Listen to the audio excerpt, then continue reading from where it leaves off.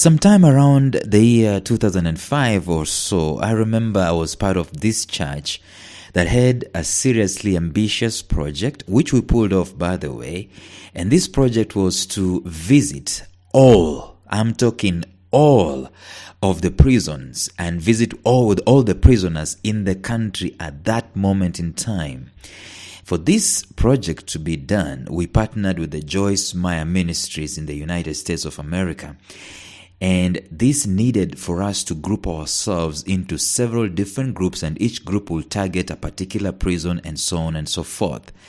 And it turns out that once these groups were formed, I was part of a group, the pastor asked for us to choose a group leader. And as fate will have it, maybe it wasn't fate really, but as things will go, I was selected to lead that particular team.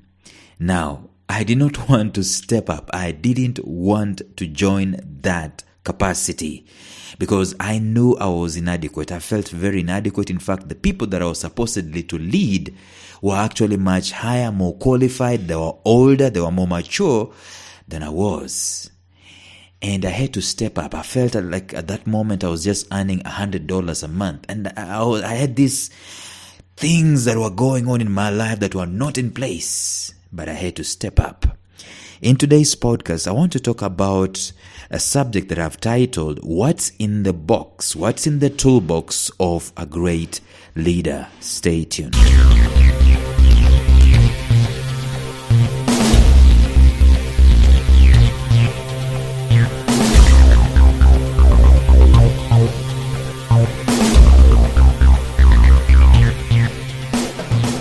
Welcome to the Life Signatures Podcast with Lawrence Namale. Lawrence is a life coach, author, and keynote speaker who loves to tackle different topics on purpose, productivity, and resilience. His mission in life is to awaken all your boundless possibilities available in you. Life Signatures Podcast is dedicated to bring to reality every single person who knows that deep down in their gut, there's got to be more to life than this. And now, here is your host, Lawrence Namale.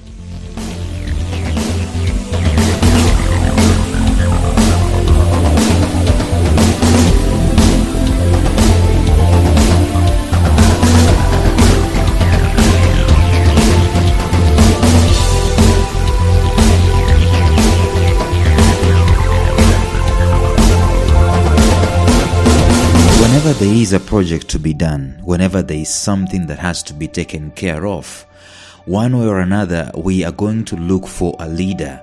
People will always want to be organized in such a way that there is someone who is calling the shots, not in a bad way, but there's someone who is giving oversight, there's someone who is giving direction.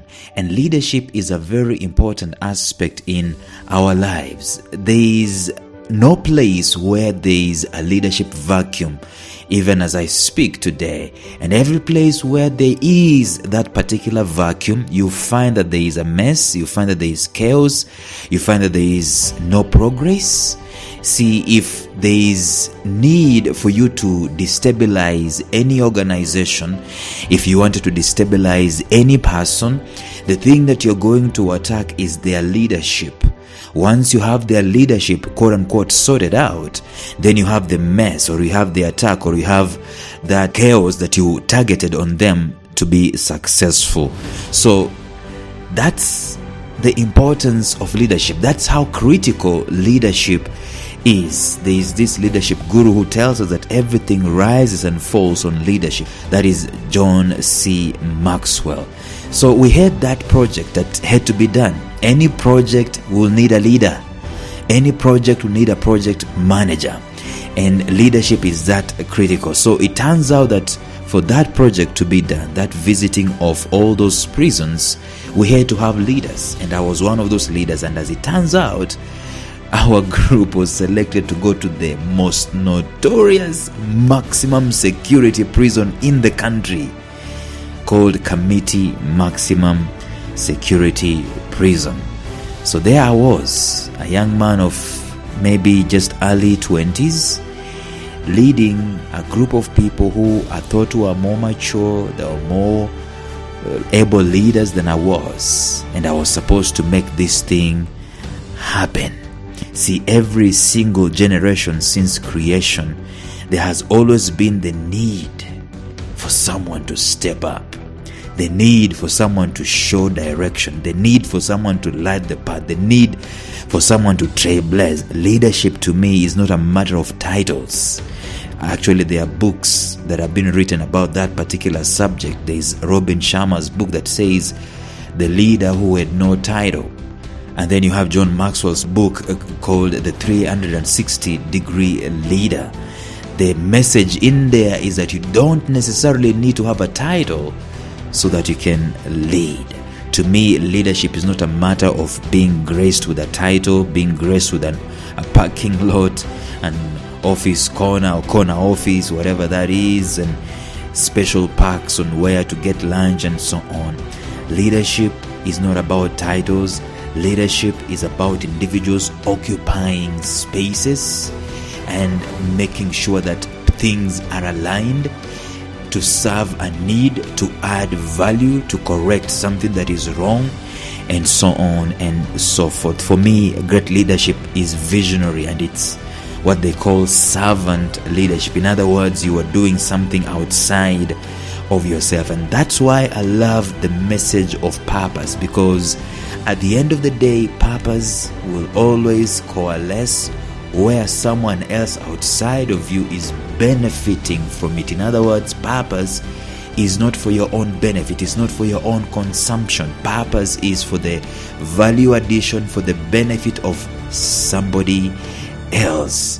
That is what servant leadership is. In fact, if you're talking about servant leadership, you will never fail to come to the message of living a life of purpose. In other words, there are three critical aspects to leadership. Number one, to me, I think leadership is in the intention and in the design of the Almighty. It starts from there, okay? And secondly, all humanity inherently, for some reason, inherently has a need for leadership. We inherently respond towards leadership. We inherently want either to lead or to be led. And then thirdly, there can be no peace, there can be no stability when there is a leadership void. That being said, not all leadership that has been provided since creation has been great. We can give examples upon examples of pathetic leadership that was selfish, if we can even call it leadership, selfish, self-centered, chaotic, causing death to people, causing destruction, causing fear, causing insecurity. We can name names, and the list is always going to be endless. Even in our own private lives, we know of leaders, maybe in school, in families, in classes. We know of pathetic leaders, maybe even in organizations, who ran amok, and their view of leadership was totally warped and totally confused, and it was selfish, self-centered, divisive, and so on. But every single time that a leader has prioritized himself over God, over his people or her people, there has always been a crisis. There has always been a problem. So, what are these 5 tools or 5 aspects or 5 pillars of great visionary leadership? I will say, before I can go there, that servant leadership has a prescribed order of priority that is governed by, first, the submission of this leader to a higher authority. Because you know that leadership doesn't come from me. Even if you went to the bush and you fought and you came to power, it didn't necessarily come from you. Some higher authority put inside of you the will, the strength, the life, the passion, the strategy, and the preservance of life itself, so that you can go out there and you can win, you can emancipate, you can liberate.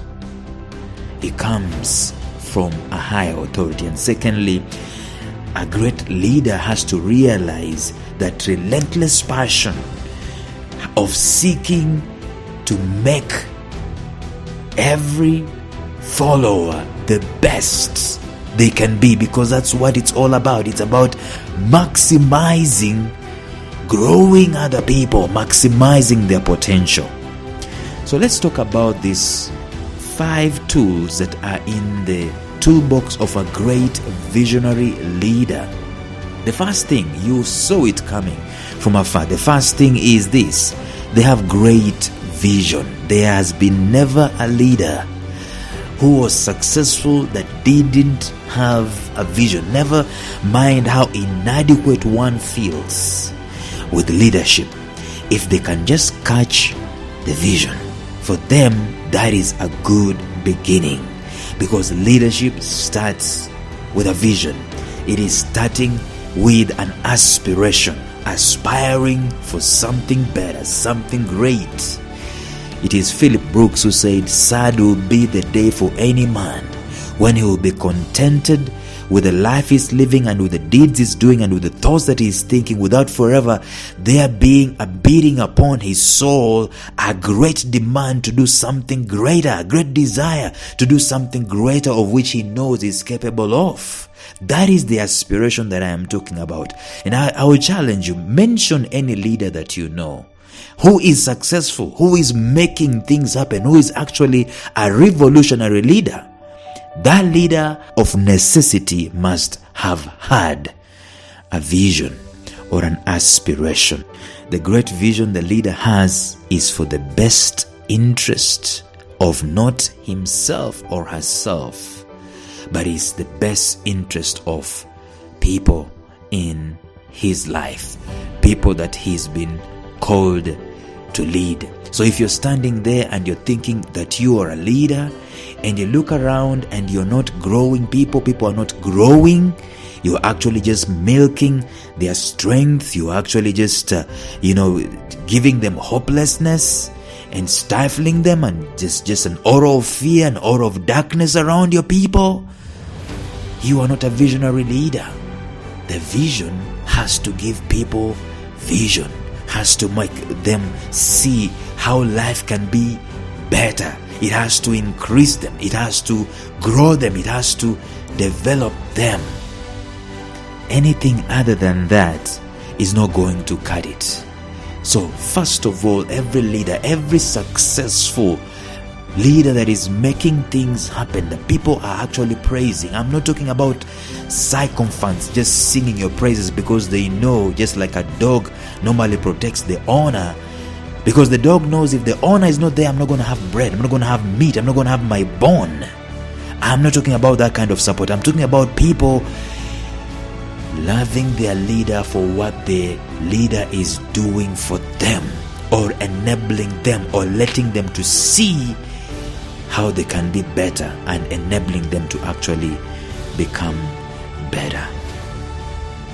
So that's the first thing. The second thing, if you are going to be a great leader, you must have this thing that I call a great generational connection. And let me explain that. It's just a fancy word of saying this, that it goes without saying that a great leader shares the DNA. I'm telling you, it shares the DNA of the people that she is leading.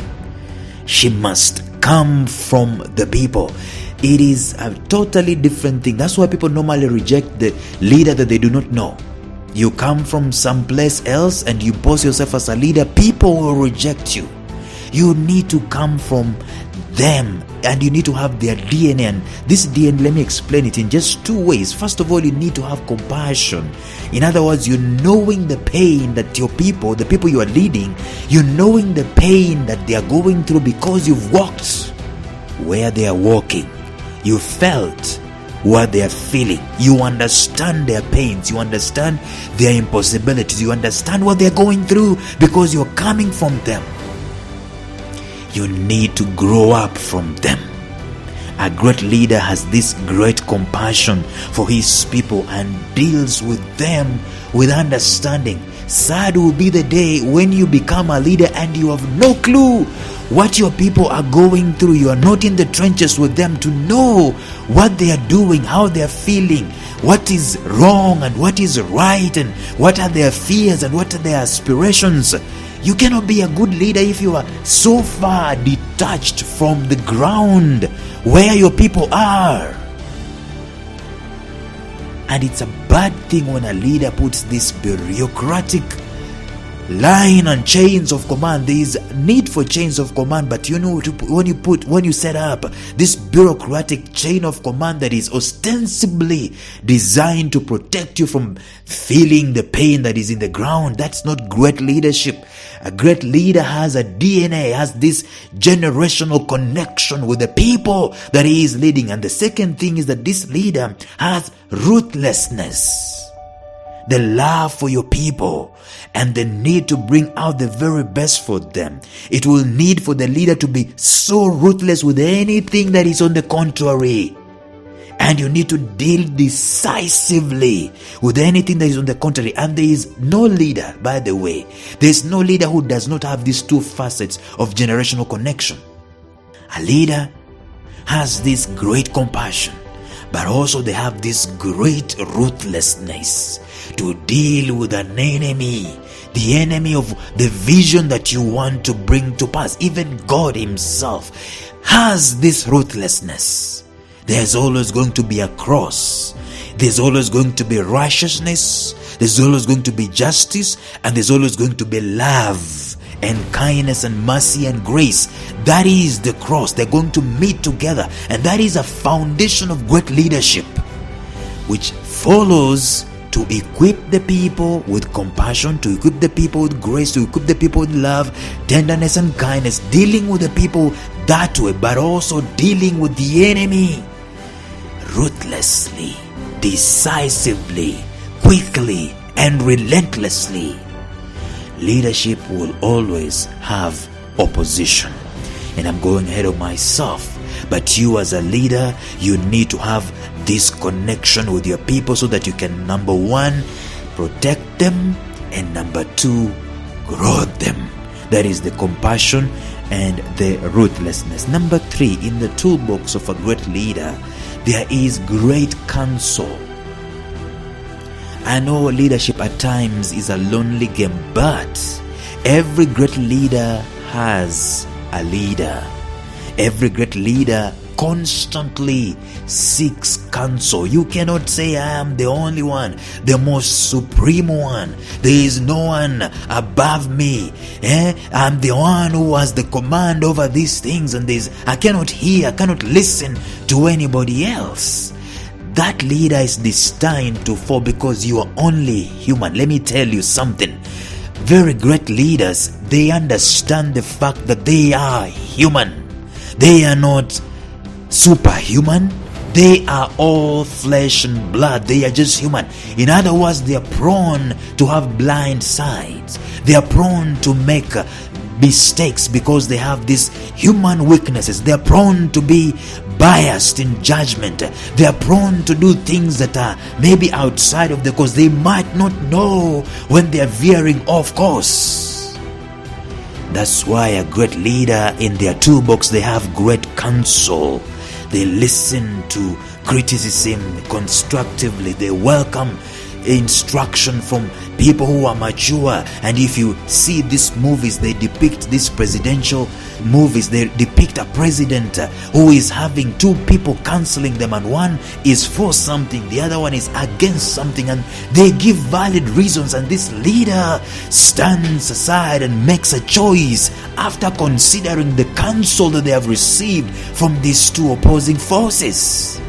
A leader without counsel is destined to fall. And I'm talking a leader in every angle. A leader, even like a husband, is a leader in the house. A husband without counsel, he will not know how best to do this. You are not all sufficient on yourself and of yourself. A leader without a leader, I'm telling you, is prone to be wanton, is prone to go astray, even without knowing. And the problem, let me tell you, the biggest problem of leadership is leaders have followers. And there's stories upon stories upon stories of leaders who have killed people. Suicide, mass suicides. People have believed their leader, hook, line and sinker, that the end is near. We need to do X, Y, and Z. We need to burn ourselves. And they have done that. If you are a leader, John Maxwell told us that If you think you're a leader and you're walking and you take a look behind you, there is no one following you, just taking a walk in the park. But the flip side of that statement is very extremely grave. In other words, if people are leading you, where are you taking them? There is a possibility that you are going to lead them astray. I see very many people believing their leader without questioning, hook, line, and sinker. That's why the leader needs to have a leader. That's why the leader needs to have some counsel. And this counsel is going to keep you in the straight and in the narrow. Whether you're a president, whether you're a king, whether you're a class prefect, whether you're a husband, whether you've put yourself in the position of a prophet, a teacher, whatever it is that you're calling yourself, if you do not have counsel, you are a ticking time bomb as a leader. Number 4, in the toolbox of a great leader, there is great passion. Passion is something that is so much needed. Have you ever seen a leader leading with passion? And every time we talk about a leader with passion, I think of Martin Luther King Jr., I think of Abraham Lincoln, I think of William Wallace, I think of these great people who were so, Julius Nyerere and Kwame Nkrumah in Africa, who were so committed. Even Muammar Gaddafi, passionate about their people, passionate about their vision. And by the way, even Hitler, can you imagine? So passionate about their cause. Since leadership is about influence, you will find that the followers you are going to have, they will always catch the vision. And the way they catch the vision is to see the visionary burning with passion for the vision itself. I have never seen a great leader that did not have passion. I have never seen. And by the way, the problem is that this thing works both ways. Whether the leader is bad and leading people astray, or the leader is good and leading people in the right way, there is always going to be the element of passion. I think vision is better caught than it is taught. And the best way that people catch the vision is when they see the passion with which their leader executes the vision. The relentlessness, they never giving up, they always being passionate. And when they are faced with an impossibility, they summon the passion inside of them and they say, no, we are going straight ahead, we are going to do this, come rain or shine.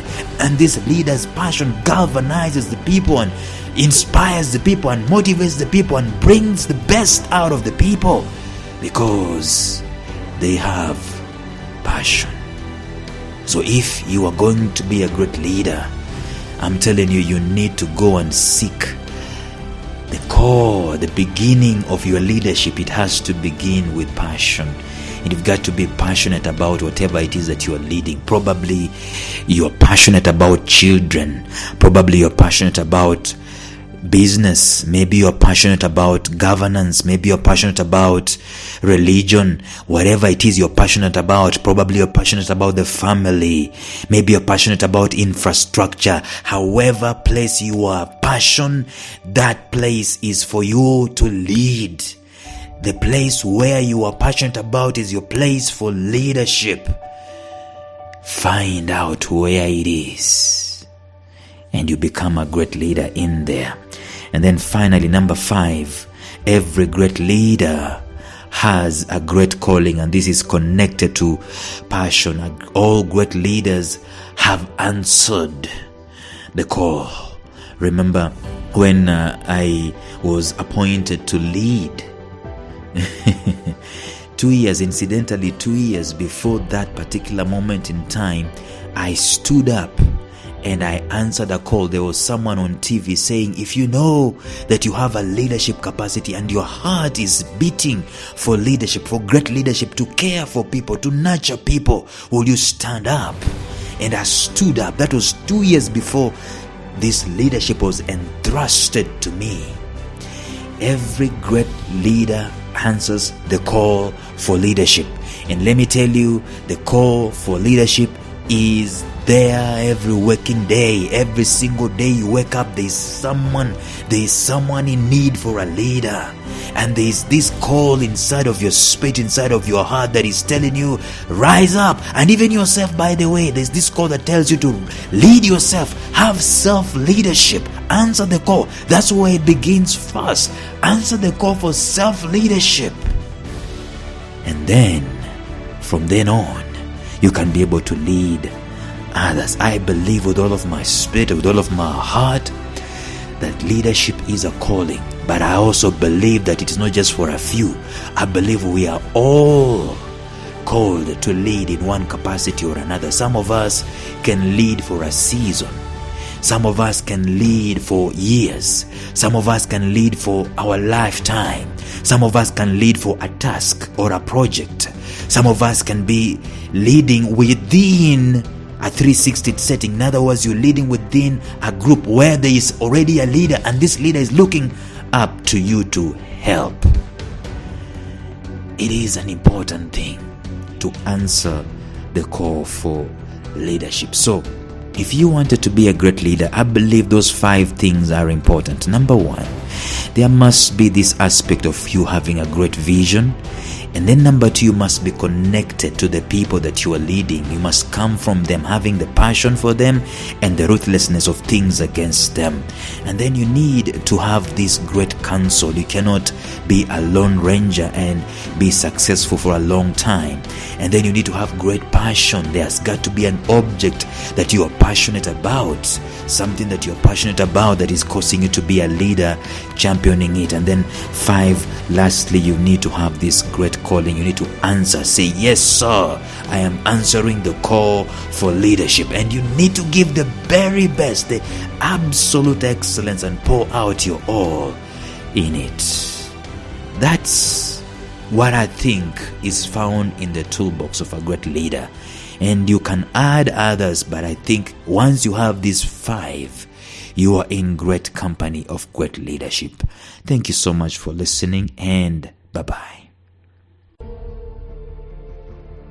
Thank you for listening to Life Signatures Radio. If you enjoyed today's show, subscribe to Life Signatures Radio on iTunes, Stitcher, or visit our website at lifesignatures.libsyn.com. Life Signatures Radio, fresh, clean, and inspiring.